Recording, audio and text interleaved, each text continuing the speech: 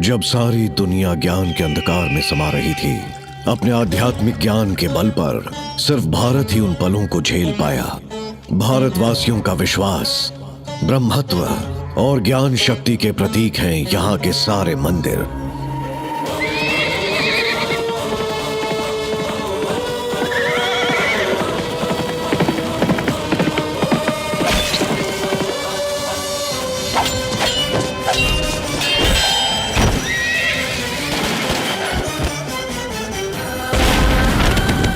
जब धार्मिक पागलपन और अंधविश्वास का प्रहार होता है तो वाराणसी, सोमनाथ, कुंभकोणम, अरक्कोणम, मदुरई, वरंगल, महाबलीपुरम, पुरी, हम्पी, लेपाक्षी, एक नहीं कश्मीर से कन्याकुमारी तक कई मंदिरों को तबाह कर दिया गया।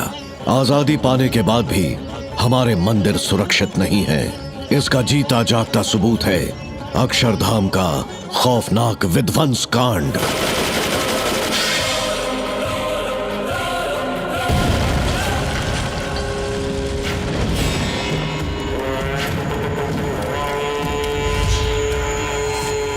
किसी ने भी यह गलत काम किया है उसको उसके किए की सजा जरूर मिलेगी।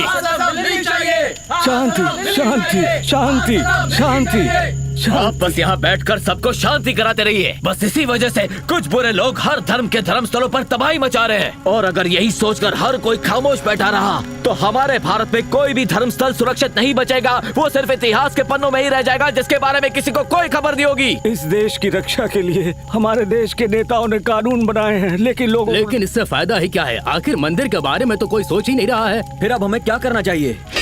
हर धर्मस्थल की रक्षा करने के लिए एक रक्षक मौजूद होता था। हमें ऐसे ही रक्षक को हर जगह के लिए तैयार करना होगा। किस तरह का रक्षक? ऐसा रक्षक जो धर्म की रक्षा के लिए अपनी जान तक न्यौछावर कर दे या किसी और की जान भी ले ले। और उस रक्षक को हर प्राचीन युद्ध विद्या का ज्ञान होना जरूरी है। मंदिर की रक्षा के लिए जान देने वाले ऐसे लोग कहाँ हैं? हम हैं।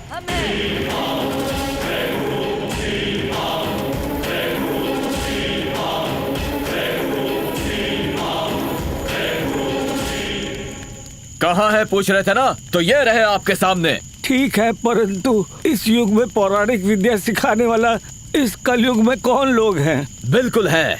ऐसी विद्या का ज्ञान पूरी दुनिया में सिर्फ एक ही शख्स के पास है।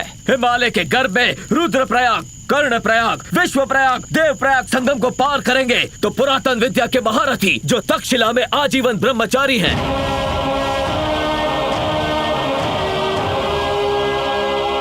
70 की उम्र होने के बावजूद भी उनमें इतनी ताकत है कि वो 100 लोगों को अकेले मात दे दें।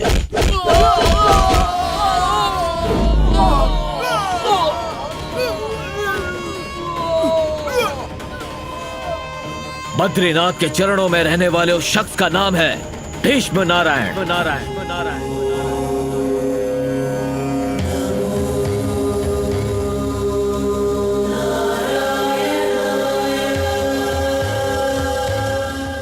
और उनसे मुलाकात कैसे होगी? धर्मो रक्षति रक्षिता। अगर हम धर्म की रक्षा नहीं करेंगे तो धर्म हमारी रक्षा कैसे करेगा? मेरी सारी विद्या इन बच्चों को सिखाऊंगा।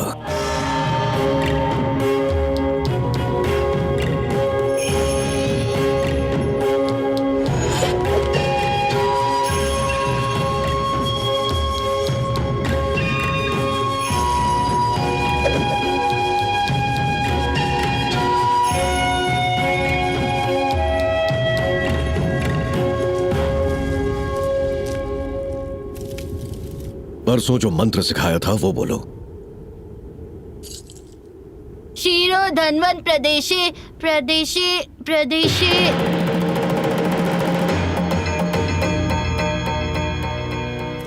क्षीरो धन्वन प्रदेशे शुचिमणि शुचिमणि। विष्णु सहस्त्रनाम बहुत ही मुश्किल श्लोक है। मुझे खुद सीखने में 1 महीना लग गया था।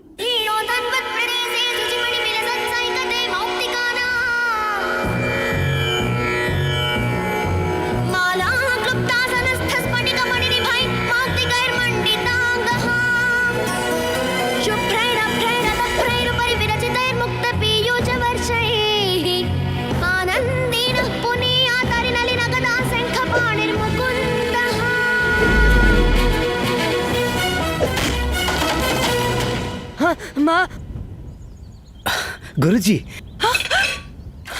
हम चरवाहे हैं, हमें श्लोक के बारे में ज्यादा कुछ नहीं पता। अगर इससे श्लोक गाने में गलती हो गई हो तो माफ कर दीजिए। हाँ गुरुजी, क्षमा कर दीजिए। इसने बिल्कुल भी गलत नहीं गाया।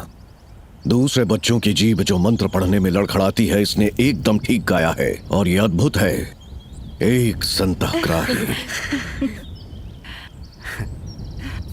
अपने पुत्र को मुझे दे दीजिए।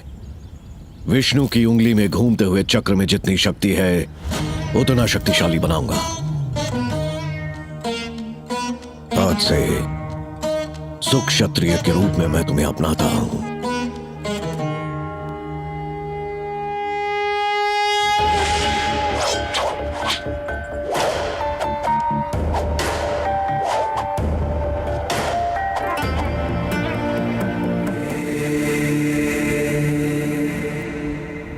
बद्री, ये तुमसे उम्र में बहुत बड़ा है, अनुभवशाली है।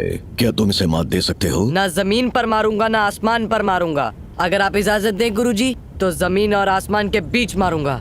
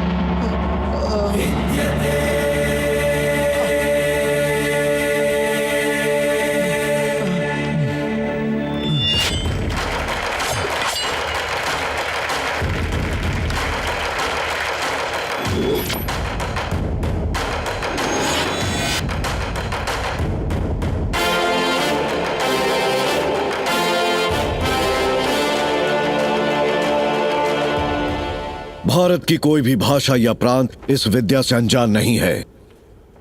बिना किसी शस्त्र के ये एक साथ 100 लोगों को खत्म कर सकती है।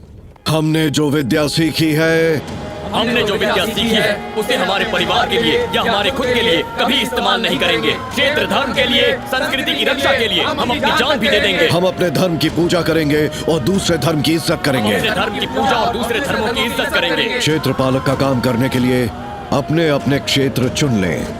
राम,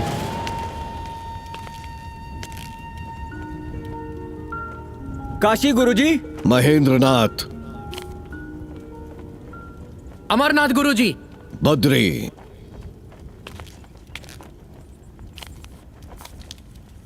बद्रीनाथ।